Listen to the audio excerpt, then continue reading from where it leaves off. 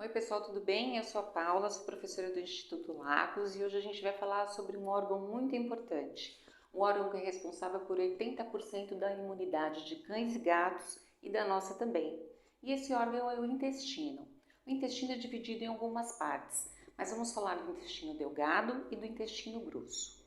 No intestino delgado, tem microvilosidades que absorvem todos os nutrientes que são absorvidos através da alimentação dos cães e dos gatos.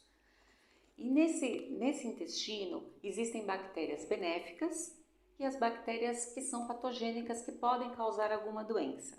No intestino grosso existe a absorção de água para fazer o bolo fecal para que as fezes saiam.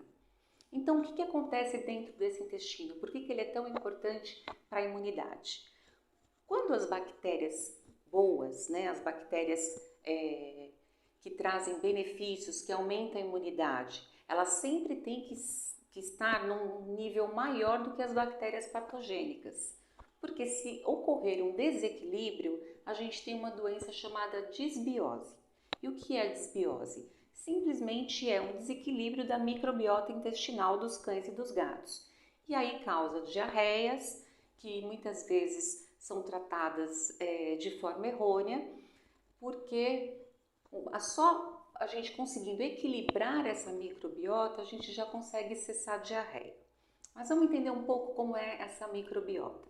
A microbiota, ela é constituída por essas bactérias, que são fundamentais. Quanto mais bactérias benéficas a gente tem no intestino, os animais têm no intestino, maior a imunidade daquele animal. Ele tendo uma imunidade alta, ele tem uma saúde muito melhor e fica livre de qualquer outras doenças. Então, por que a gente tem que cuidar desse intestino? E cuidar para que o seu animal não tenha disbiose.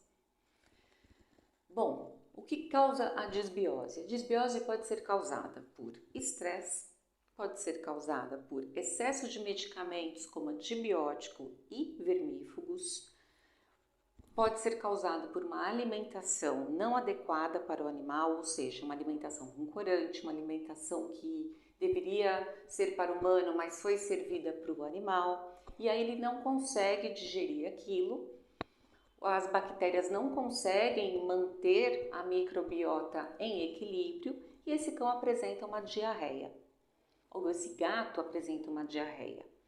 E o que é fundamental para a gente auxiliar para que essa microbiota volte a equilibrar? São os famosos probióticos.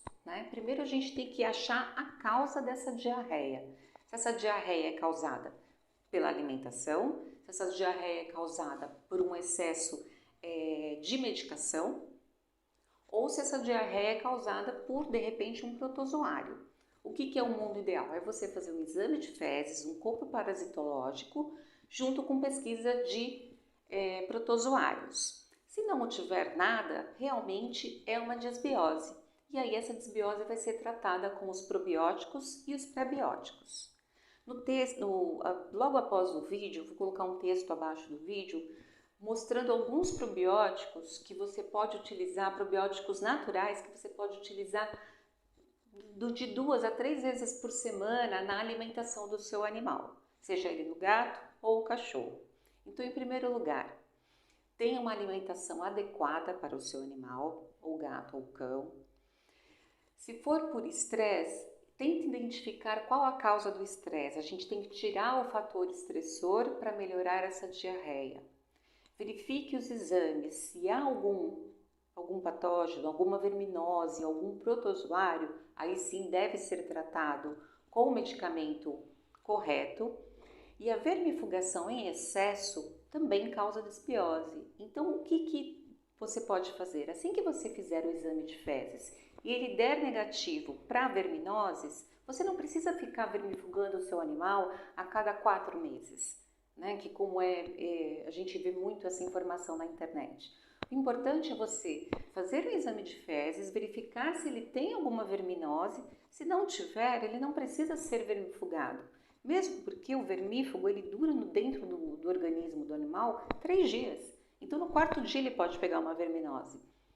Então, para tratar a disbiose é importante probióticos e pré-bióticos. Os probióticos vão fazer o seguinte, vão aumentar a microbiota benéfica, as bactérias benéficas dentro do intestino, que vão combater as bactérias que são patogênicas, e os prebióticos são fibras que vão enriquecer, eles não são solúveis, mas vão enriquecer o intestino, né, e permanecer as bactérias benéficas.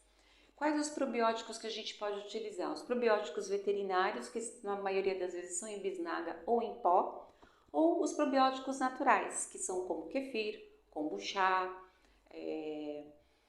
o iogurte natural, que tem apenas dois ingredientes e deve ser sem lactose. E aí tem as quantidades corretas que você pode dar de 3 vezes, mais ou menos assim, de 2 a 3 vezes por semana para o seu animal, para que ele mantenha a sua microbiota sempre equilibrada e assim ele vai ter uma saúde muito melhor, porque a imunidade dele vai estar sempre alta. Então, é isso, pessoal. Vamos tratar muito bem o intestino dos nossos animais e o nosso também, para que ele tenha uma saúde plena. Um grande beijo e até a próxima!